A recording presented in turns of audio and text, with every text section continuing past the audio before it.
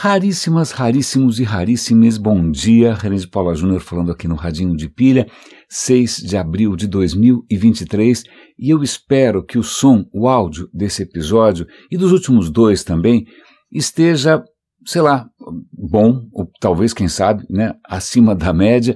Porque, depois de alguns pequenos sobressaltos inexplicáveis, ou quer dizer, explicáveis eles devem ser, eu que não descobri a causa ainda, né, alguns pequenos incidentes aqui com os aplicativos, eu estou tentando isolar aonde que pode estar o problema, ainda não consegui, né, eu acabei, faz alguns dias, estreando uma nova maneira de gravar, eu estou usando o mesmo microfone, mas agora conecto, bom, em suma, não vou entrar em detalhes.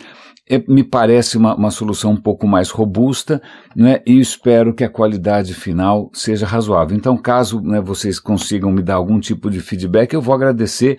Né, eu sou um péssimo juiz daquilo que eu mesmo faço. Né, infelizmente, eu estou produzindo tudo sozinho, não tem alguém para falar, olha, não tá bom, você não devia falar isso, ficou uma porcaria, né? Eu imagino, inclusive, que se os meus professores da ECA, eu fiz comunicações, eu fiz rádio e TV, se eles por acaso olhassem as coisas que eu publico, sobretudo os vídeos, etc e tal, eles acho que cancelavam o meu diploma. Né? E falando em professores da ECA, um professor que eu não tive a oportunidade ou o privilégio de conhecer, de ter aula, né, com ele, é o professor Eugênio Butti. Eu não sei se ele já estava lá quando eu estava lá, não sei, ou se eu saí antes, não sei, eu só sei que eu não me lembro do Eugênio Butti, mas o Eugênio Butti é um professor, se eu não me engano, da área de jornalismo na ECA. Na área de jornalismo era um pouquinho ali a parte da outra turma, então talvez seja por conta disso, eu adoraria ter tido aula com ele. Eu sou fã, ele tem escrito textos no Estadão que são realmente bastante contundentes, sempre muito oportunos, e o de hoje é basicamente um tapa na cara, não na sua, não na minha, né, mas acho que talvez na nossa, né, para ver se quem sabe a gente acorda, né, para ver que se com um pouco de estímulos táteis, faciais, né, a gente quem sabe sai desse estado onírico, desse estado de delírio que a gente vive, e o texto se chama O Totalitarismo Escópico. Ok, escópico tem aí um certo cheiro de academia, né? Telescópico, escópico, né? Eu estou microscópio, vem de você analisar, olhar. Você, então, o que ele está colocando aí, talvez, acho que pensando, eu acho que ele não menciona no artigo, mas o que ele deve estar pensando provavelmente naquele livro 1984 do George Orwell, que eu estou sempre comentando aqui, eu adoro o George Orwell, adoro o Eric Blair, em que você tem, naquele livro sensacional, uma sociedade, uma distopia, uma sociedade pesadelar, né, uma coisa horrível, em que as pessoas são monitoradas o tempo todo, elas são vigiadas o tempo todo, porque todo mundo está sendo, como eu ia dizer, vamos chamar monitorado, não me fugiu qualquer outra palavra, não está sendo o tempo inteiro analisado, acompanhado, gravado, assistido, através de telas, telas que não só ficam mostrando a propaganda do regime, mas também vigiam você, né?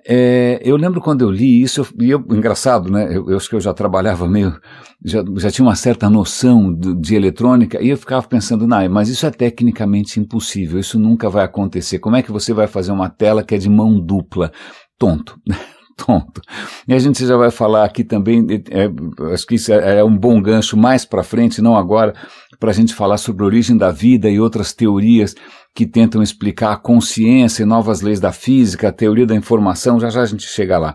Mas vamos voltar para o Eugênio, porque ele está sendo bastante incisivo num tipo de totalitarismo que eu acho que nenhum teórico antes imaginou, né?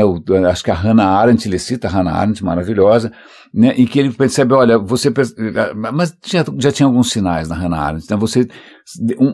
Um sintoma do totalitarismo é quando está todo mundo embarca, todo mundo embarcou, nem precisa fazer força, né? É a coisa natural a fazer, a coisa natural é aquela, você nem precisa tanto assim ficar com chibatas e chicotes, porque pronto, já está todo mundo naquela onda, já está todo mundo naquela vibe, e ele está fazendo essa acusação com relação às plataformas digitais, ou ao rumo que elas tomaram. ele não menciona isso, mas eu, né, como sempre fui alguém de mercado, até ficar velho, e o mercado não queria mais saber de quem tem mais de 50 anos, mas tudo bem, mas eu sempre fui do mercado, e eu notei uma divisão aí da água para o vinho, do vinho para a água, do vinho para o mijo, eu nem sei, né, uma divisão, aí, uma mudança nas placas tectônicas, quando até um certo ponto, o que a gente chama de digital, o que eu chamava de digital, né, que para mim era basicamente web, eu sempre fui um cara de web, nunca fui um cara de TI, mainframe, essas coisas, sempre fui web, né, eu entrei nessa história por causa da web, não por causa do software, né, pois bem, quando a gente falava de digital, o digital era você criava plataformas, criava soluções para resolver problemas, para ajudar as pessoas, né, para possibilitar algumas coisas que antes eram impossíveis. Agora, como você ganhava dinheiro com isso, são outros 500. Você podia eventualmente cobrar, você podia eventualmente, sei lá, botar uns anunciozinhos, botar uns banners, uma coisa ingênua e tal. O que acontece é quando surge um Google da vida, o Google ainda já começa a ser um prenúncio de um outro universo, né? O Google como ferramenta utilíssima, né? Você faz uma busca, você encontra o que você nem sabia que estava online, não é? Mas o Google, nos seus bastidores, ele já tinha um modelo de ficar rico, de ganhar dinheiro, um modelo de receita, que era aquela história dos anúncios, dos links patrocinados, né? Se eu fizesse uma busca, eu faço uma busca por seja lá o que for, né? Algum algoritmo lá atrás fala, um instante só, esse cara está procurando por tal coisa, vamos mostrar esses anúncios aqui, né? Se de repente o cara clicar num anúncio, a gente cobra um troco, né? Então, essa grande sacada de você oferecer anúncios que são relacionados àquilo que você está procurando, que antes era uma coisa inimaginável, você só simplesmente botava um anúncio lá, que nem você botava um outdoor na rua, ou um anúncio na Veja e vamos que vamos. Não, aí você passa a ter essa coisa um pouco mais direcionada com base naquilo que o cara está fazendo. Ok, isso já fez com que o Google já virasse um colosso. Mas quando vem um Facebook da vida, a coisa é diferente, né? Porque o que acontece ali ninguém está prestando serviço nenhum, ninguém quer ajudar ninguém em nada.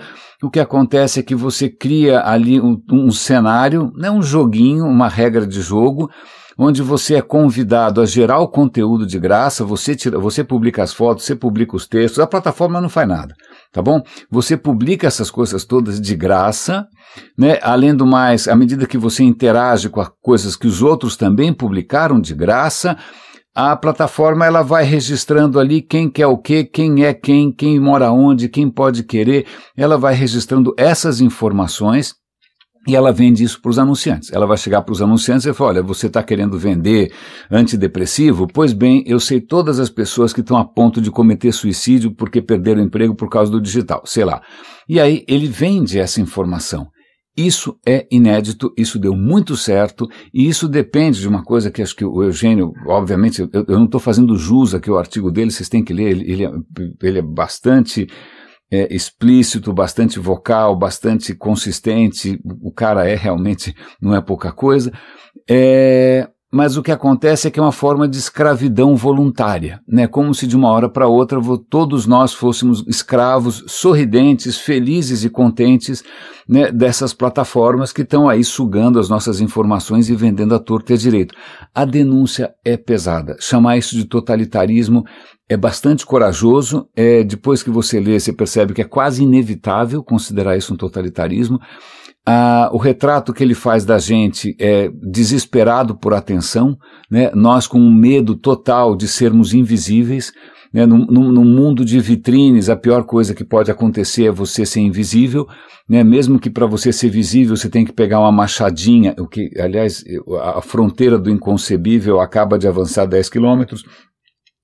Quando um marmanjo entra numa escola com um machado e simplesmente, eu não vou usar verbo gráfico nenhum aqui, mas mata crianças com um machado por glória, né? Essa é uma hora que realmente a gente tem que parar para pensar o que está acontecendo, o que a gente está fazendo, né? E eu acho que esse artigo do Butti é fundamental, porque, e agora sou eu falando, eu sempre me ressenti de muita gente que eu conheço, gente que eu não conheço, que fala, não, o digital, eu sou um expert no digital. Defina digital. Cara, no digital não é tudo igual, né? Digital não é tudo igual. Existem coisas, existem maneiras de você usar o digital, existem outras maneiras. Essa maneira é sórdida, essa maneira é podre, essa maneira está trazendo à tona o pior de nós. A capa do Estadão mostra, bastante realmente impactante, tem lá as datas e dos últimos massacres em escola e o número de mortes. É uma lista gigante que volta 20 anos, né, os massacres lá atrás, quantas crianças morreram, e a manchete é: a barbárie vai à escola. E é interessante quando a gente começa a olhar para as datas, elas se concentram muito nos últimos 4 anos. Claro, nos últimos 4 anos, aparentemente, barbárie deixou de ser uma coisa, assim, vexaminosa, né? Barbárie passou quase a ser um motivo de orgulho, né? O Jefferson jogando granadas, o outro, sei lá o quê, roubando Rolex. A barbárie realmente agora saiu do armário. Mas, não é só isso, não é só por causa do Bolsonaro, talvez o próprio bolsonarismo seja um sintoma, talvez seja isso que as plataformas estão fazendo com a gente. Né? Então, se criança sendo, nem sei, não vou usar verbo nenhum, criança sendo bárbara e cruelmente e cara, é hora para parar e pensar. É hora para parar e pensar, porque já é completamente, na minha cabeça pelo menos, já é completamente delirante imaginar que alguém pega um fuzil, né, e vaporize alguém e continue fazendo isso, porque se de repente o cara deu um tiro e fala: nossa, eu não sabia que era uma coisa tão grotesca, meu Deus do céu, eu achei que fosse como no game você dá um tiro, o cara cai, aqui o cara explode, fica agonizando, o corpo fica se mexendo, ele grita: nossa, que horror, parei, não quero mais brincar. Não, aí a pessoa continua fazendo isso com crianças. Mas um fuzil é de longe. Uma machadinha, realmente você tem que estar muito empenhado. Né? Então, essa é uma hora que a gente deveria parar para pensar. Eu acho que a gente não vai parar para pensar. Né? É isso que me assusta, talvez isso que tenha me provocado, e eu tenho compartilhado isso com vocês, não só um desconforto imenso com aquilo que era, né, a minha área de trabalho, algo que inclusive limita imensamente as minhas possibilidades de profissionais, porque eu não quero brincar disso, né, mas também provoca em mim uma sensação de impotência, de simplesmente me sentir patético, né, aqui levantando uma bandeirinha quando está todo mundo mexendo os glúteos, fazendo eu não sei como é que é a palavra em inglês, eu já não sei como é que chama isso, né, e influencers, e seja lá o que for. Então, leiam o Butch, acho que é uma leitura bastante oportuna, eu fico feliz que ele não tenha tido papas na língua, que ele tenha sido bastante transparente, legal. E agora, quanto a essa questão de impotência, não impotência sexual, mas de impotência, digamos, existencial, eu acabei de ouvi ontem, com muito gosto, inclusive, a segunda parte de uma conversa que eu estava ansiando por ela. Eu lembro quando a primeira parte da conversa acabou e ela anunciou a segunda parte, eu falei: cara, não faz isso comigo, sacanagem, né? Quando é que, pelo amor de Deus, né? Aí, meses depois, finalmente veio a segunda parte da conversa. A questão é a seguinte: eu sou fã de carteirinha do Instituto Santa Fé, adoro tudo que vem de lá, os caras são simplesmente sobrenaturais, eles estudam a complexidade é um tema simplesmente fascinante, apaixonante.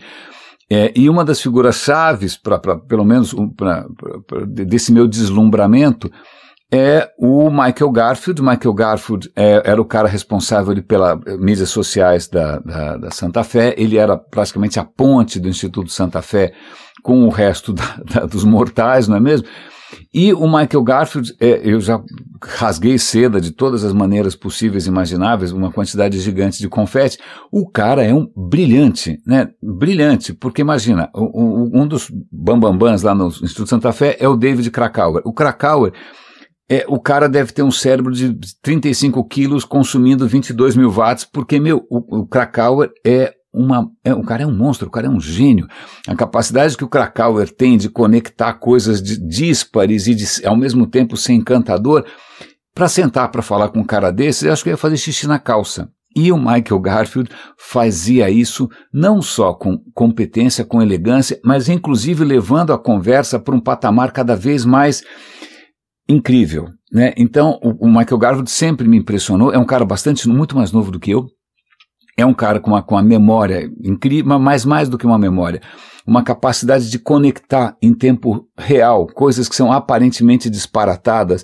Então é muito engraçado. A primeira vez que eu ouvi o Michael Garfield numa conversa, eu fiquei um pouco incomodado. Eu falei, poxa, desculpa, eu queria ouvir o convidado, né? Mas aí o que acontece é que o Michael Garfield, o cara viaja tão rápido e tanto e leva a conversa para tão longe que é difícil para gente que é mortal acompanhar. Eu sou um absoluto fã, tive o privilégio de nesses últimos anos trocar algumas figurinhas com ele foi bastante generoso, a gente conversou, de vez em quando eu elogio, ele agradece, bacana, e para mim imensa tristeza o Michael Garfield está saindo do Instituto Santa Fé.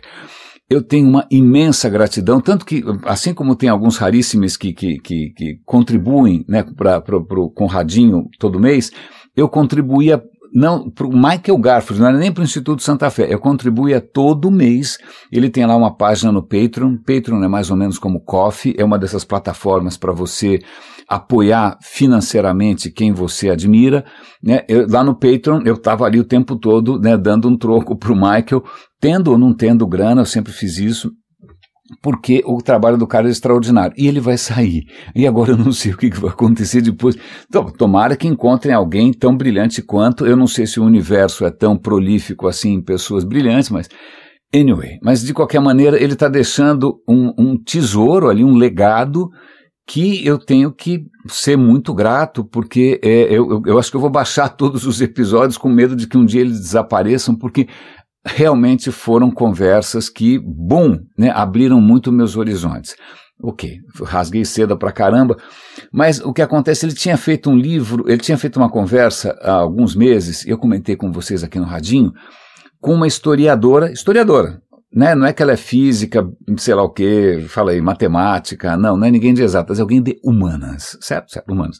Ela fez um livro, ela tinha lançado um livro sobre um personagem que já circulou aqui pelo Brasil, que já circulou pela América Latina, que inclusive tem muitas escolas com o nome dele no mundo todo, né, que é uma figura que nessa época em que a gente está, né, tentando despertar a consciência ecológica nas pessoas, é uma figura extremamente inspiradora, que é o Humboldt, Alexander von Humboldt. É um naturalista, o cara veio para cá, circulou pelo mundo, o cara acho que foi um dos primeiros a ter essa ideia de ecossistema, né? E a primeira conversa foi sobre o Humboldt, e se eu não me engano, o título era A Invenção da Natureza, porque o Humboldt traz uma visão do que é a natureza que é relativamente inédita, né? E aí, nessa conversa, ela falou, olha, eu estou preparando um livro sobre um encontro, né, um momento em que vários cabeções, várias pessoas brilhantes se juntam, e isso mudou a história do Ocidente para sempre,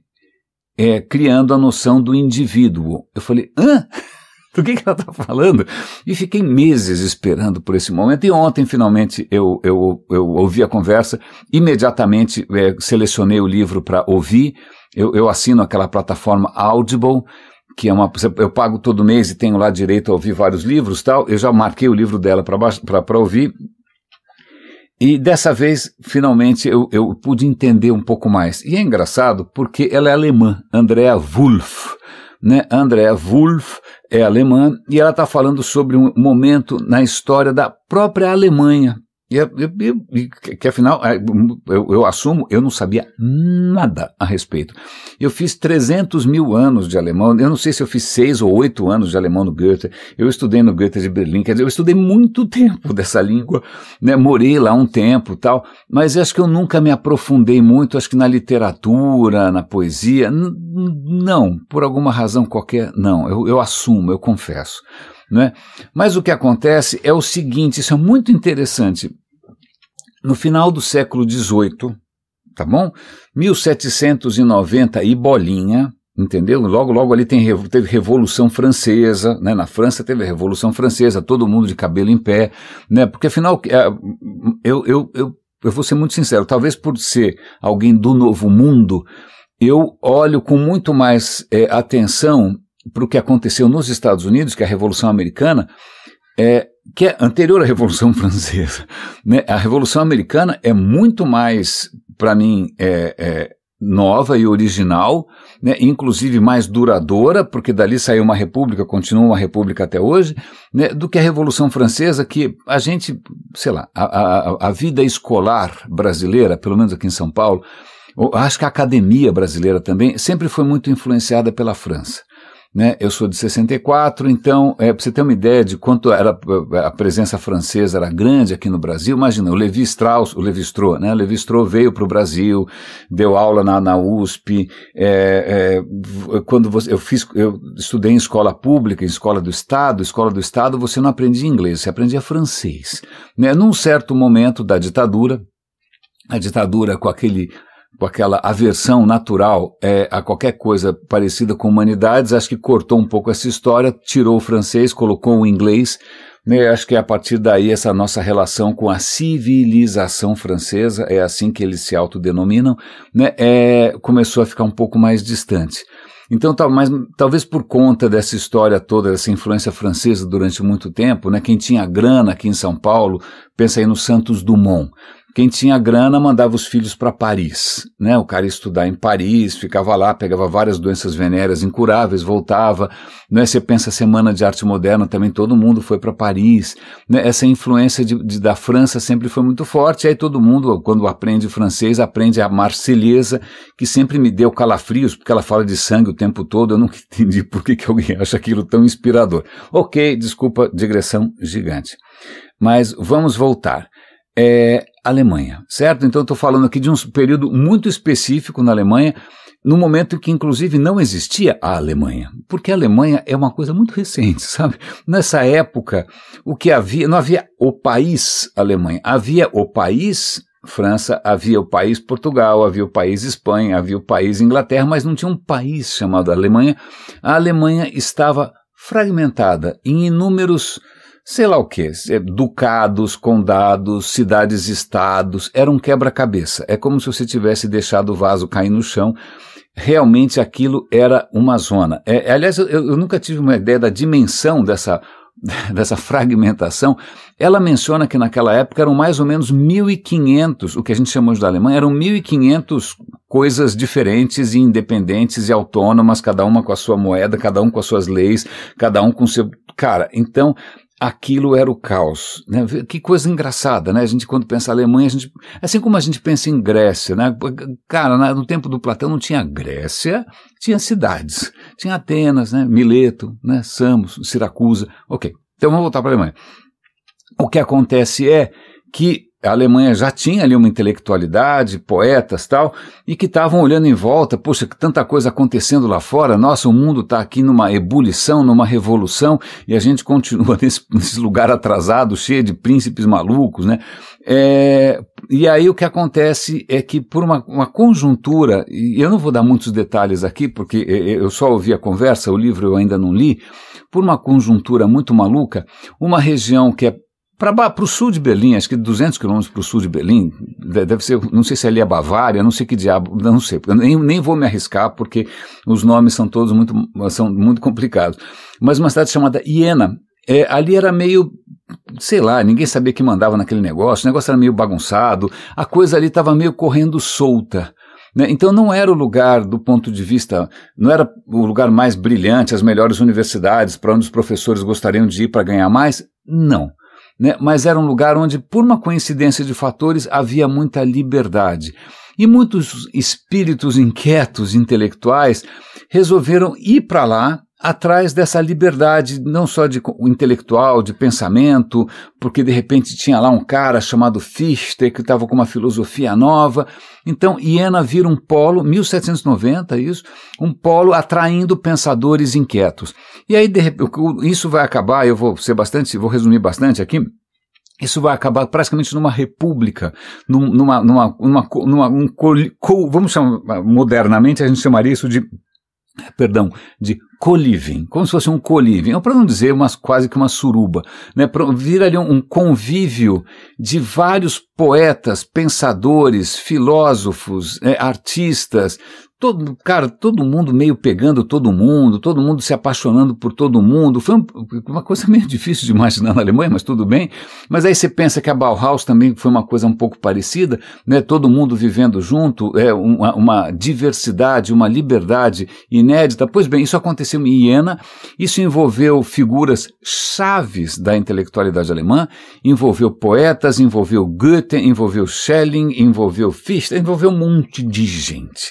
E é muito interessante porque eles estavam respirando ares completamente novos. A Revolução Francesa foi uma bomba atômica, né? Foi imagina, reis sendo decepados, né? A população nas ruas.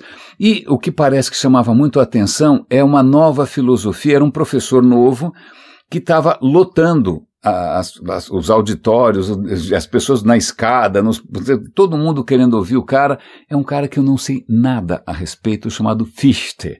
O Fichte, ele vem com uma pegada completamente inusitada do que ele chama do eu versus o não eu. Ele vem com uma ideia muito radical de que a realidade é tudo uma questão do eu, é você que inventa a realidade. A realidade, ela praticamente não existe sem você, né? O non-ich, que é chamado assim, o não-eu, ele é criado pelo eu. Então, surge ali um modo de pensar radicalíssimo. Volta um pouquinho. Você imagina como é que devia ser a vida nessas províncias alemãs, assim. Ou você tem que fazer o que o rei manda, ou você tem que fazer o que a igreja manda, e cara, você não tem, esquece esquece, você vai ter que casar com essa moça, gostou ou não gostou, é essa daí, você vai ter que ter essa profissão, gostou ou não gostou, é essa daí, porque tem censura, tem prisão, tem o diabo. E aí vem esse cara em Iena, que era um bolsão de liberdade, com essa ideia de uma liberdade extraordinária, né? É como se ele fosse um pai do existencialismo, e não deixa de ser, porque 1700 e tanto, o Sartre só ia demorar 200 anos, né? Mas, bom, pois bem, então essa atmosfera de que de repente tudo é possível, o eu, isso se junta a uma outra coisa muito interessante, que é a seguinte: é uma época em que a ciência está dando passos colossais, né? A ciência está deslocando a questão toda da religiosidade, a questão toda mística, os triunfos da ciência são cada vez mais notórios. Você tem o para-raio, você tem pesquisas com eletricidade. Vale a pena lembrar também que o terremoto de Lisboa, 40 anos antes, do ponto de vista religioso foi difícil de explicar, melhor a gente pensar em geologia, porque a não ser que seja Deus com o senso de humor mais esquisito do mundo. Então, o terremoto de Lisboa, um país catolicíssimo, como é que Deus pode ter feito isso? Bom, quem sabe o mundo tem outras causas, né? Então, veja, começa fissuras entre um modo de pensar mais antigo, mais arcaico, né, baseado em religião, superstição, poder e hierarquia, e aí imagina, a Revolução Francesa, a Revolução Americana, os iluministas, e aí vem esse Fichte e joga pá de cal com essa teoria do eu, né, do eu, é você que cria a realidade, tudo é possível, etc, etc, etc. E aí vários desses intelectuais, cujos nomes eu já meio que me esqueci aqui, eles vão morar juntos e tentar, super empolgados, eles acham que eles estão numa missão. A missão é a seguinte: eles estão olhando para a ciência, tá tudo muito bem, ciência é bacana, a gente acredita em ciência, mas a impressão de que alguma coisa se perdeu, né? A ciência parece que legal, a gente ficou livre da superstição, mas a ciência parece ter deixado alguma coisa para trás, que é o maravilhamento, que é aquele senso da beleza, o senso estético. Então eles se propõem a tentar reunir de novo ciência e arte, poesia e matemática, tanto que eles até falam, olha, o nosso sonho é que a gente consiga cantar Euclides. Euclides não Euclides da Cunha, não algum cunhado seu, não, Euclides é o Euclides da geometria, o grego, né? Então, os caras vêm com toda uma tentativa de reconectar o senso estético com a questão racional, porque eles achavam que a racionalidade fria, a racionalidade dura, provocava monstros. Era só ver o que aconteceu com a Revolução Francesa. A Revolução Francesa feita em nome da razão, né, e o que acontece é que em nome da razão você começa a ter um terror miserável, milhares de pessoas sendo decapitadas à torta e à direito, né, uma distopia, um totalitarismo estranho, não é? Tá vendo o que acontece quando a razão ela perde o coração? Aliás, isso me faz lembrar, olha só, eles deviam ter mencionado isso. Um dos filmes mais impressionantes que eu já vi é o filme de 1920 bolinha, 27, se eu não me engano, que é Metrópolis, do Fritz Lang.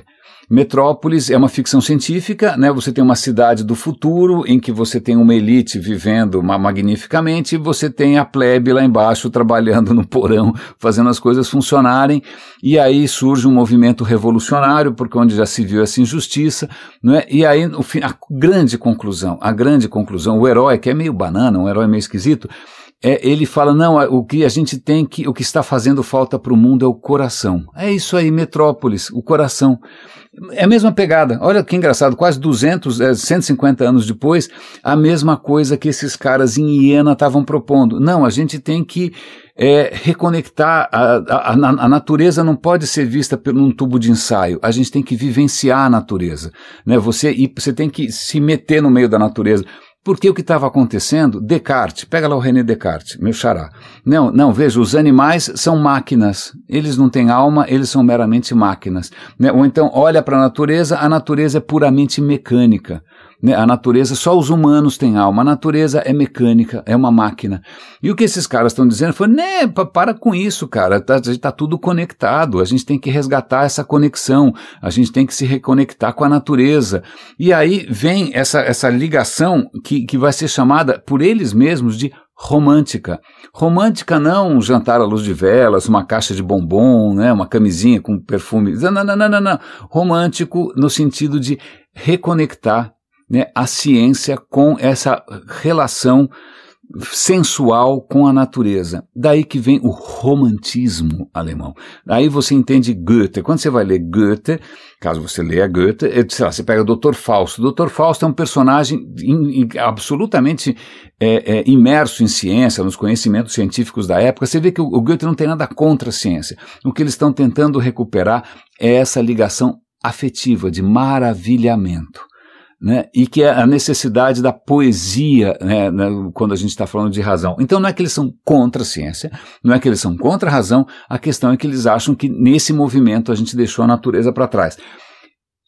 Uau! Bom, eu não preciso dizer que, quem pegou quem engravidou quem era apaixonado por quem, era meio novela das 8, assim, tem novela das 8 ainda? Não sei. E no fim acaba dando um furdunço danado, um rebu, isso dá merda. E no final essa coisa toda terminou em rancor e cada um foi para um lado e tal. Mas nesse breve período, as ideias que surgiram são tão interessantes, essa ideia de você retomar essa conexão afetiva, né, de você perceber o senso de conexão. Eles, inclusive, começam a criar palavras novas. Eu falo, olha, essa coisa de filosofar sozinho é besteira, a gente tem que filosofar junto, a gente tem que fazer poesia junto, a gente tem que fazer arte junto. E eles até colocam um prefixo que é o sim de S-I-N, né, de síntese, sinfonia. Então é sim-filosofia, é a filosofia de todo mundo junto. Né? Assim como a sinfonia é fazer som, todo mundo junto, né? Assim filosofia, assim poesia, vamos fazer isso juntos, vamos fazer de uma maneira coletiva, porque isso nos conecta. Não durou muito esse breve verão amoroso, sexual, filosófico, poético, artístico e científico em Iena. Na sequência, isso não evitou que acontecessem coisas de louco, mas eu acho que isso é tão oportuno. E eu vou conectar isso com outras coisas muito interessantes aqui. Eu acho que eu acabei de ouvir agora de manhã um episódio muito interessante sobre a vida, coisa simples, né? A vida e a física e a ciência. Ok, por onde é que eu começo essa história? Tá legal, a questão é a seguinte, quando a gente fala aqui de ciência, né, quando a gente fala aqui de física, eu mencionei aqui esses dias todos o Dom Lincoln, ontem mesmo assisti mais um vídeo do Dom Lincoln, inclusive aprendi uma história ótima, é uma lei, posso falar de uma lei aqui? É a lei de Betteridge. A lei de Betteridge diz o seguinte: toda manchete de jornal que termina com uma interrogação, a resposta é não. Ok? Então, assim, Atlântida existiu? A resposta é não. O café cura o câncer? A resposta é não. Se tem uma interrogação, a resposta é não. Eu achei ótimo, eu acho que se aplica com uma relativa segurança por aí. Então, quando você vê alguma notícia com uma interrogação no final, é porque a resposta é não, o resto é só encheção de linguiça. Mas você pega o Dom Lincoln, ele tem aquela arrogância de dizer que não, a física explica tudo, tudo é física. Mas espera lá, vamos imaginar que você pega alguém vivo, né? E acontece alguma coisa, alguém pula a janela com uma machadinha, dali a 1 minuto você tem alguém morto. Se você olhar, o morto e o vivo são as mesmas moléculas, o mesmo átomo, o mesmo tudo, só que, desculpe, um está morto. A questão a física não explica. Como é que você explica a diferença entre o que é vivo e o que não é vivo? Né? Não vou falar aqui de animismo, energias misteriosas, não. Isso talvez requer uma nova física, porque o que a gente chama de vida, e aí eu vou já meio adiantar aqui, foi um episódio muito interessante, inclusive porque uma das maneiras de você talvez entender o que é o fenômeno da vida envolve a teoria da informação, que parece alguma coisa de computação, mas tem muito a ver com física quântica também. A questão é a seguinte, veja só, quando você, na época da Revolução Francesa, logo depois, Laplace, o cara chega para o Napoleão e fala, olha, eu entendi tudo, né, o mundo é eminentemente causal, então se eu souber todas as variáveis num determinado momento, eu sei o que aconteceu no momento anterior e eu sei o que vai acontecer no momento seguinte, porque tudo é causal. Tudo é causal, o mundo é um relógio, né? E aí, obviamente, vocês sabem disso, Napoleão chegou e falou, olha, eu estou sentindo falta de Deus aqui. O Laplace falou, eu não senti falta nenhuma no meu modelo, prescinde, abre mão de qualquer, sei lá, alguém que mora sozinho, barbudo, que, né, bom, tanto faz. Mas esse otimismo laplaciano de que de repente o mundo é mecânico e se explica pelas leis da física, esse pessoal fez uma observação interessante. Ele falou, legal, né, você conhece as leis da física, as leis de Newton e tal, mas em nenhum momento Newton, mesmo usando as suas leis no último, poderia imaginar que o Elon Musk, ia surgir um Elon Musk em algum momento que ia fazer satélites para mandar a internet para o resto do mundo e isso fosse atrapalhar os astrônomos, porque o Elon Musk não está nem aí com ninguém. A questão é a seguinte, colocar os satélites em órbita são as mesmas leis de Newton, não tem problema, né? É eletrônica, não tem nada demais. Mas a questão isso era previsível? Isso era previsível? Não vou colocar aqui o livre-arbítrio, o espírito, não, a questão não é essa, a questão é que tem alguma coisa diferente quando você tem criaturas vivas, que é o seguinte, algumas coisas vão se estruturando com o tempo e se mantêm, e é como se elas emerge uma coisa nova, né? Você tem uma pedra, como diria provavelmente Drummond de Andrade, ela continua sendo uma pedra, né? O que vai acontecer ali talvez seja física, talvez seja química, mas agora, em algum momento, e isso é uma transição que eles estão tentando entender, usando inclusive teoria da informação, a matéria começou a se estruturar de uma maneira. Imagina, quando começou o universo, só tem praticamente hidrogênio. Cara, desculpa, é um próton. É um próton e um elétron. Todo próton é igual, todo elétron é igual. E daí? Né? Mas aí você começa a ter, né, com o tempo, vão se formando, graças às estrelas, a gente sabe disso. Não precisou de ninguém, sei lá, acordar e achar que tinha que fazer alguma coisa. Né? As estrelas começam a produzir átomos cada vez maiores e de repente você tem uma tabela periódica. O que eu faço com uma tabela periódica que tem lá 100 e tantos elementos, nem sei mais quantos tem, né? Cara, dá para fazer muita coisa. Então vamos imaginar todas as combinações possíveis que você pode fazer com uma tabela periódica. Cara, se você for analisar todas as possibilidades, olha, você vai precisar de vários universos e vários bilhões de anos, porque não esgota, é muita possibilidade, o espaço é muito grande e tal. Mas acontece que surgiu ali espontaneamente, algumas coisas foram acontecendo espontaneamente, mas que foram capazes de, e aí vem essa questão interessante, de praticamente criar algum tipo de mecanismo para salvar a receita. né? Então vamos supor, de repente coisas se juntam por acaso e fazem alguma coisa por acaso. Tá, ok, a próxima vez vai começar do zero.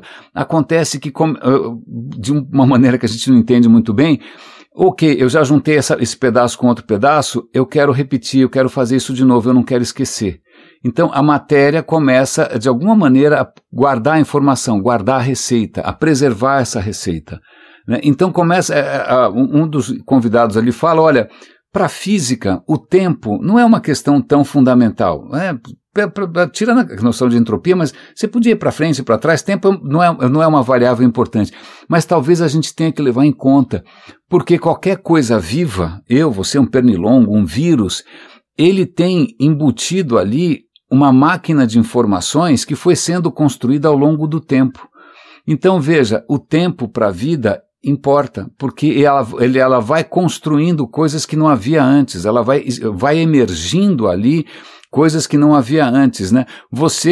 Se eu olhar um átomo seu, o teu átomo não está vivo, né? Os seus elétrons não estão vivos, seus prótons não estão vivos, seus aminoácidos não estão vivos, mas você está vivo. Né? E isso é porque a vida descobriu maneiras, né? A vida orgânica descobriu maneiras de preservar essas informações no tempo, de enriquecer, de abrir novas possibilidades no tempo.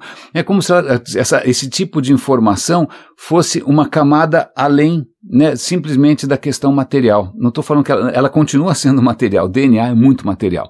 Né? O DNA não é um bits e bytes, é material. Né? Mas muito interessante essa história. Porque tira um pouco a gente daquela coisa fria da física e achar que tudo é átomos e quarks e campos, quando na verdade tem uma dimensão interessantíssima e informacional de tempo, de aprendizado, de possibilidades de coisas que emergem e que as coisas se conectam. E veja, de novo, um dos físicos ali, um dos químicos ali falou, olha, o que a gente costuma fazer em ciência, sempre foi, para entender alguma coisa eu isolo. Né? Eu isolo para conseguir entender melhor como isso funciona. Né? Mas o que acontece, conseguimos agora até entender física quântica, estamos fazendo máquinas quânticas, computadores quânticos, mas quando a gente vai fazer física quântica, a gente tem que isolar muito, porque se tiver qualquer coisa em volta, não funciona direito. Né? Esse é um dos desafios do computador quântico, como é que você isola o bicho, né, para poder... Mas acontece que a gente está percebendo que a própria natureza deve ter descoberto maneiras de conseguir usar fenômenos quânticos, não só usar a seu favor a fotossíntese, talvez só seja possível porque a vida conseguiu criar tunelamentos quânticos, explorar tunelamentos quânticos de uma maneira sistemática, ou seja, ela vai usar fenômenos quânticos, como também no caso da informação do código genético, o que acontece se por uma razão, um fenômeno quântico qualquer, tunelamento, né, um átomo de hidrogênio resolve, sem mais nem menos, aparecer em outro lugar, a informação se perde. Então, veja só, a vida desenvolveu maneiras de tentar controlar, minimizar ou blindar efeitos quânticos com mecanismos de correção. Né? A questão é como é que você estuda isso no laboratório? É difícil porque a vida, a hora que você disseca, ela morre. Não é a mesma coisa. Como é que a vida consegue fazer coisas tão delicadas, né, num ambiente tão interconectado, tão caótico? Veja só, a gente se acha avançado, mas qualquer célula sua está dando um banho em termos de domínio de como a natureza funciona. Então, uau, são 2 episódios absolutamente maravilhosos. Eu acho que eu vou encerrar isso, porque daqui são 9h05 agora, eu comecei um pouco mais tarde. Logo começa a fúria dos martelos aqui em cima, ou aqui embaixo, eu nem sei de onde vem esses martelos. Pois bem, um episódio extremamente interessante sobre... Na verdade tem a ver com microbiomas. Eu estou sempre falando aqui para vocês da importância do microbioma, de o quanto essas criaturas que vivem dentro da gente modulam o nosso humor, o nosso sistema imunológico, agora que a gente está começando a entender. Então de repente o seu livre-arbítrio, o seu cérebro, as suas ideias na verdade dependem muito da sua barriga também, legal. Mas aí um artigo de novo sobre microbioma, mas com uma perspectiva que eu acho que é muito interessante. Um americano, ele está aqui no Brasil, ele está estudando os Yanomamis e ele acha que o microbioma dos Yanomamis, que é especialmente diverso, porque eles estão na floresta, se alimentam de um monte de coisa, cobra, tatu, etc e tal, dentro do microbioma dos Yanomamis pode ter segredos que podem salvar o resto dos sedentários industrializados que comem salsicha e tomam cerveja, né, linguiça, outras maravilhas. Então ele está tentando entender o microbioma quase em risco de extinção dos Yanomamis, mas tem uma questão interessante. Esse americano, David Good, olha que interessante, né? O Davi Bom, ele é meio Yanomami. Eu falei, como é que alguém é meio Yanomami? Acontece que o pai dele era pesquisador, ele veio para a Amazônia há muito tempo estudar os Yanomamis, se encantou com o modo de vida, passou a viver com os Yanomamis, acabou se relacionando com uma nativa, acabou praticamente casando, vivendo com ela na aldeia, ela engravidou, e ele falou, puxa, eu acho que eu vou levar você para os Estados Unidos, eu acho que eu quero que meu filho nasça lá. Ele leva essa moça Yanomami para os Estados Unidos, o menino nasce lá, ele não entendia nada, porque as mães dos coleguinhas faziam sanduíche de, sei lá do que, de gelé de amendoim, e assistiam beisebol, a mãe dele vivia pelada em casa falando Yanomami, a mãe dela nunca aprendeu inglês direito. O que acontece? A mãe...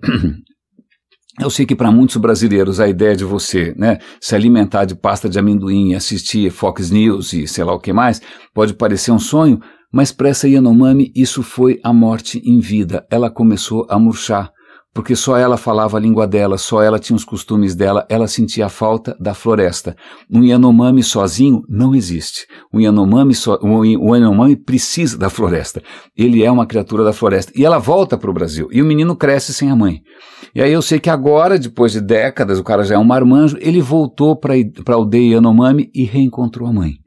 É super tocante a história, super legal, mas acho que o que fica essa lição, eu acho que é isso que aconteceu com a Yanomami.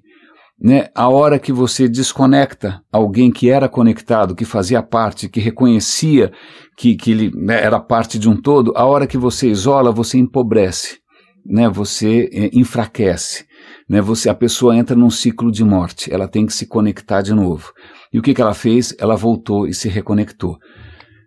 Isso para mim se conecta ou se reconecta com essa história do romantismo alemão do final do século XVIII, que deixou, que abriu um monte de coisa, abriu, sei lá, Emerson, abriu Woodbridge, abriu, sei lá o que, o próprio Humboldt, que veio estudar a natureza brasileira por causa desse impulso, nós temos que nos conectar com a natureza.